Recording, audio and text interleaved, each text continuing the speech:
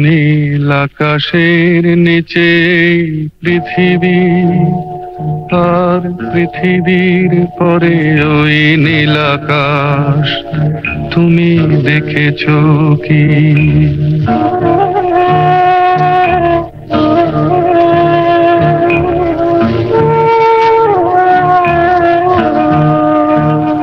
নীল আকাশের নিচে পৃথিবী।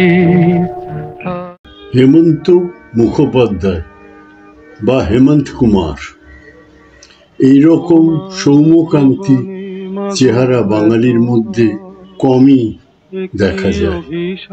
আর কণ্ঠ লতা মঙ্গেশকরের থেকে সকলে বলতেন ঈশ্বরের কণ্ঠ। জীবন কিন্তু শুরু হয় খুব সাবলীল ভাবে নয়, সঙ্গীত জীবন। বেনারস থেকে কলকাতায় ফিরে ভবানীপুরের কাশেরি পাড়ায় বেড়ে ওঠার ওনার প্রতিবেশী ছিলেন প্রখ্যাত গায়ক অখিল বন্ধু ঘোষ। স্কুল শিক্ষা শুরু হয় ভবানীপুরের নাসিরুদ্দিন স্কুলে, তারপর ভর্তি হন মিত্র ইনস্টিটিউশনে। ওনার সহপাঠী ছিলেন বিখ্যাত কবি ও লেখক সুভাষ মুখোপাধ্যায়। মূলত তার উৎসাহে ও সহযোগিতার ক্রমে ক্রমে সঙ্গীত জগতে প্রবেশ ও পরবর্তীকালে অনেক অবজ্ঞা ও অপমান সহ্য করে গায়ক হয়ে ওঠা। জীবনের প্রথম জলসায় সুযোগ পেয়েও গান গাওয়া হয়নি। কর্মকর্তাদের অনুরোধ করেও গাইতে পারেননি। তাদের উত্তর ছিল, পঙ্কজ মল্লিক এসে গেছেন, কে শুনবে তোমার গান? পঙ্কজ মল্লিক তখনকার দিনে বিখ্যাত গায়ক, সুরকার, যার কাছে পরবর্তীকালে হেমন্ত গান শিখেছেন। পঙ্কজবাবুকে রবীন্দ্রনাথ স্বয়ং তার নিজের লেখা কবিতা দিনের শেষে ঘুমের দেশে সুর করতে দিয়েছিলেন। হেমন্তবাবু একাধারে গায়ক, সঙ্গীত পরিচালক ও প্রযোজক ছিলেন। তার প্রযোজনায় বাংলা নীল আকাশের নিচেতে মৃণাল সেন কে প্রথম পরিচালক করার সুযোগ দেন। পরে অদ্বিতীয়া ও আরো কিছু সিনেমা, বাংলা সিনেমা করেন। আর হিন্দিতে 20 সাল বাদে বিশ্বজিৎকে হিন্দি সিনেমায় প্রথম সুযোগ দেন। এছাড়া কোহরা ও দ্বীপ জেলে যাইয়ের হিন্দি খামোশি, যাতে রাজেশ খান্না হিরো ছিলেন। আমার দাদা বিখ্যাত আইনজীবী দিলীপ দত্তের বন্ধু ছিলেন পণ্য সিনেমার পাশে বাড়িতে মুখার্জি হাউস এর শান্তি মুখার্জি ও দীপ্তি মুখার্জি, যারা হেমন্তবাবুর একান্ত আপন ছিলেন। ও মুখার্জি হাউস হেমন্তবাবুর দ্বিতীয় হোম ছিল। শান্তিদার মাধ্যমে আমার দাদার দিলীপ দত্তের সঙ্গে পরিচয় হয় হেমন্তবাবুর।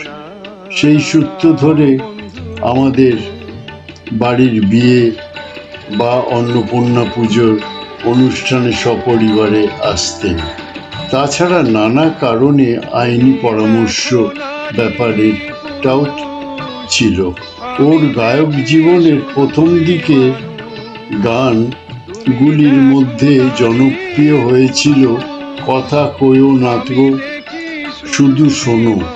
আরেকটা গান ছিল সেদিন বর্ষণ শেষে চাঁদ উঠেছিল গগনে। 1940 সালে নিমাই সন্ন্যাস ছবিতে প্রথম প্লেব্যাকের সুযোগ আসে ছবি বিশ্বাসে লিপে। এরপর হেমন্ত ও সলি চৌধুরীর যুগল বন্দি শুরু হয় 1950 সালে রানার ছুটেছে তাই ঝুম ঝুম ঘন্টা বাজছে রাতে। বা কোনো এক গাঁয়ের বধূ, এই গান লোকের আজও ভোলেনি। কোনো এক গায়ের বধুর কথা তোমায় শোনাই শোনো। বাংলা সিনেমায় বহু সফল সুরকার বা গায়ক এসেছেন ও সফলতা পেয়েছেন, কিন্তু হেমন্ত বাবুর মতো বাংলা বা হিন্দি সিনেমায় গায়ক ও সুরকার হিসেবে সফলতা পায়নি কেউ। শচীন দেব বর্মন, রাহুল দেব বর্মন ও অনিল বিশ্বাস ছাড়া সুরকার হিসেবে। ওনার বাংলা সিনেমার 2-4টে সুর করা গানের উল্লেখ করব, যেমন উত্তম কুমারের মুখে অসংখ্য গানের মধ্যে সাবমোচনে ঝড় উঠেছে, বাউল বাতাস, বাউল বাতাস আজকে হলো সাথী, হারানো সুরে আজ দুজনার দুটি পথ, আজ দুজনার দুটি পথ গো দুই ভাইয়ের তারে বলে দিও, তারে বলে দিও সে যেন আসে না আমার দ্বারে। এছাড়া কিশোর কুমারের প্রথম বাংলা ছবি লুকোচুরিতে মুছে যাওয়া দিনগুলি, মুছে যাওয়া দিনগুলি আমায় যে পিছু ডাকে, বিশ্বজিতের মুখে শেষ পর্যন্ত ছায়াছবির এই মেঘলা দিনে একলা, এই মেঘলা দিনে একলা ঘরে থাক, বা নীল আকাশের নিচেতে ও নদীরে, ও নদীরে একটি কথা শুধাই শুধু তোমারে। ফিল্ম সং ছাড়াও আধুনিক অজস্র গানের মধ্যে শুধু আমার গানে স্বরলিপি লেখা রবে নচিকেতা ঘোষের সুরে। আমার গানে স্বরলিপি লেখা রবে, অলিরও কথা শুনে বকুল হাসে, অলির কথা শুনে বকুল হাসে, দুরন্ত ঘূর্ণি সলিল চৌধুরীর সুরে। দুরন্ত ঘূর্ণির এই লেগেছে পাক। উনি লতাকে প্রথম রবীন্দ্রসঙ্গীত গাইয়েছিলেন ও নিজেও দ্বৈত কণ্ঠে লতার সঙ্গে গেয়েছিলেন তোমার হলো শুরু আমার হলো সারা। তোমার হলো শুরু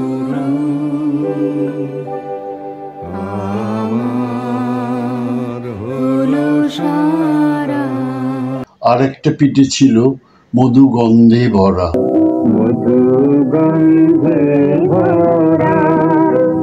উনি 1951 সালে হেমেলগুপ্ত আনন্দমঠের প্রথম সুরকার হিসেবে হিন্দি ছবিতে সুযোগ পান। প্রদীপ কুমার নায়ক ছিলেন এই সিনেমায়। বঙ্কিমচন্দ্রের লেখা আনন্দমঠের সেই বিখ্যাত গান বন্দে মাতরম।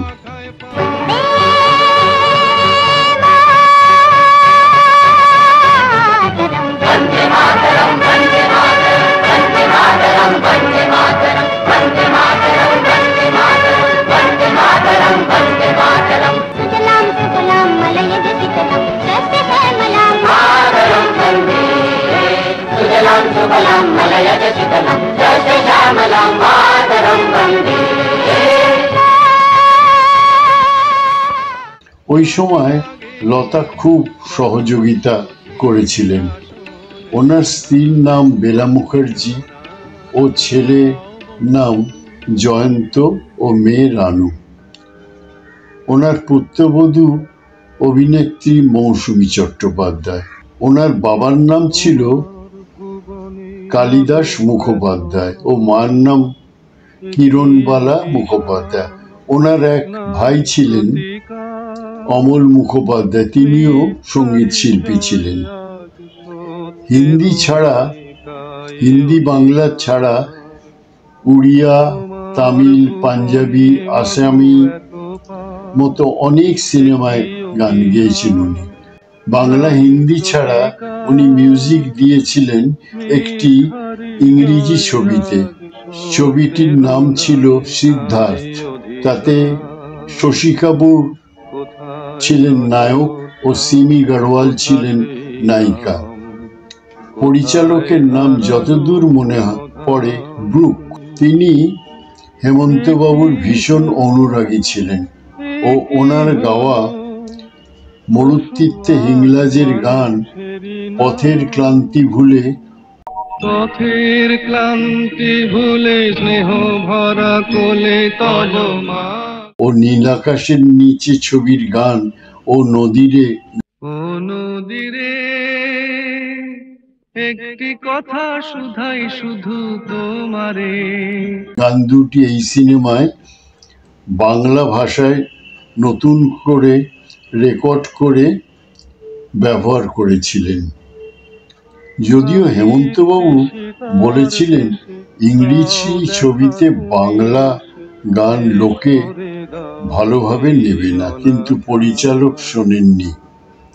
লতা মঙ্গেশকরের পরিবারের সঙ্গে ওনার খুব ভালো সম্পর্ক ছিল শেষ দিন পর্যন্ত। আশা ভোসলে ওর ছেলের নাম হেমন্ত রেখেছিলেন। ওনার জন্ম হয়েছিল 16ই জুন 1920 সালে বেনারসের ওনার দাদুর বাড়িতে। ওনার দাদু একজন চিকিৎসক ছিলেন ও ওনার মৃত্যু হয় 26শে সেপ্টেম্বর 1989 সালে কলকাতার মেনকা সিনেমার পাশের লেকের কাছের বাড়িতে। স্ত্রী বেলা, ছেলে জয়ন্ত, মেয়ে রানু। সুরকার হিসেবে 1941 সালে অভিযাত্রী সিনেমায় দিয়ে শুরু হয়। 1951 সালে আনন্দমঠ সিনেমা উনি ফিল্মস্তানের প্রোডাকশনে মিউজিক দেন। আনন্দমঠ করার সময় 1952 সালে ওনার শচীন দেব বর্মনের সঙ্গে আলাপ হয় এবং শচীন দেব বর্মনের সুরে 1952 সালে গান গান জাল বলে একটি সিনেমায় এ রাতে এ চাঁদিনী দিল কাহা 1952 সালে।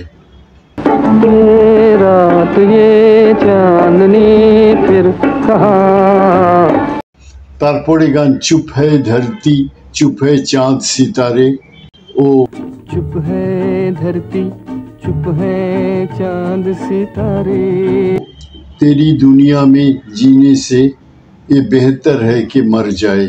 হাউস নম্বর 44 সিনেমার নাম ছিল 1955 সালে। তেরি দুনিয়া মে জিনে সে তো বেহতর হ্যায় কি মর যায়। উনি সারা জীবনে অজস্র পুরস্কার পেয়েছেন। 56 সালে নাগিনের জন্য ফিল্ম ফেয়ার, 1971 সালে শ্রেষ্ঠ পুরুষ কণ্ঠ জাতীয় পুরস্কার নিমন্ত্রণ ছবির জন্য। উনি বিএফজে অ্যাওয়ার্ড পান 1962, 63, 64, 67, 68, 70। উনি 1970 সালে পদ্মশ্রী প্রত্যাখ্যান করেন। আবার বিএফজে পান 72, 75, 76। মৃত্যুর আগে পর্যন্ত 80 সাল জুড়ে পেয়েছেন। এছাড়া ও মাইকেল মধুসূদন পুরস্কার বা বাংলাদেশ সরকারের থেকে সর্বোচ্চ পুরস্কার ও মার্কিন মুল্লুক থেকে পুরস্কার পেয়েছেন। নাগিনের গান এত জনপ্রিয় হয়েছিল যে মানুষের আজও মনে আছে। এছাড়া এসডি বর্মনের সুরে বাত এক রাত কি বলে একটি সিনেমায় না তুম হামে জানো না হাম তুমে জানি न तुम हमें जानो न हम तुम्हें जाने। তারপরে গিয়েছিলেন হ্যাঁ আপনা দিল তু আওয়ারা 16 সাল বলে একটি সিনেমায়। है अपना दिल तो आवारा न। কল্যাণজি আনন্দজির সুরে পোস্ট বক্স 999-এ ও নীদ না মুঝকো আয়ে। ओ नींद न मुझको आए। শঙ্কর জয়কিশনের সুরে পতিতা বলে একটি সিনেমা ইয়াদ কিয়া দিল নে কাহা হো তুম। याद किया दिल ने कहा हो तुम यूं। শ্রীরামচন্দ্রের সুরে আনারকলি বলে সিনেমায় তানসেনের মুখে ওনার গান ছিল যা গো দর্দে ইশক জাগো। जाग दर्द इश्क जाग जाग। অসংখ্য সুরকার ও নিজের সুরে যে গান গেয়েছিলেন তার ভেতরে নিজের সুরে 20 সাল বাদে বেকরার করকে আমি ইউ না যাইয়ে। बेकरार करके हमें यूं न जाइए आपको हमारी कसम लौट आइए। বা নাগিনের তেরে দুয়ার খড়া এক যোগী। तेरे द्वार खड़ा एक जोगी। উত্তম কুমারের মুখে অজস্র গানের মধ্যে দু একটা উল্লেখ করেছি। জীবনের শেষ দিকে একটু অসুস্থ হয়েছিলেন। মহানায়ক ওর পুত্র বধূ মৌসুমীকে ওগো বধূ সুন্দরী শুটিংয়ে বলেছিলেন হেমন্তদাকে দেখতে যাব, দাদাকে বলিস। কিন্তু সেই রাত্রে মহানায়কের মৃত্যু হয়, তাই আর দুজনের শেষ দেখা হয়নি। উনি অসম্ভব দানশীল ছিলেন। উনি ওনার সহকারী সমরেশ টোপাদা বা অজিত চট্টোপাধ্যায় কৌতুক শিল্পী পরিবারকে প্রতি মাসে আর্থিক সাহায্য করতেন। হেমন্তবাবুর বাংলা হিন্দি গানের ও পুরস্কারের লিস্ট দিতে গেলে একটা বই লিখতে হবে। অবশেষে 1989 সালে 26শে সেপ্টেম্বর কলকাতা বালিগঞ্জ লেকের বাড়িতে পরলোক গমন করেন। ওনার পাওয়া প্রায় সব পুরস্কার এই বাড়ি থেকে চুরি হয়ে যায়, কিন্তু তৎকালীন সরকার কোনো সুরাহা করতে পারেননি বা অপরাধীকে ধরতে পারেননি। তাই তার মৃত্যুতে বহু লোক পিতৃহারা হয়েছিলেন সাহায্যের ব্যাপারে। মাগো এত কি অভিশাপ নাই প্রতিকার।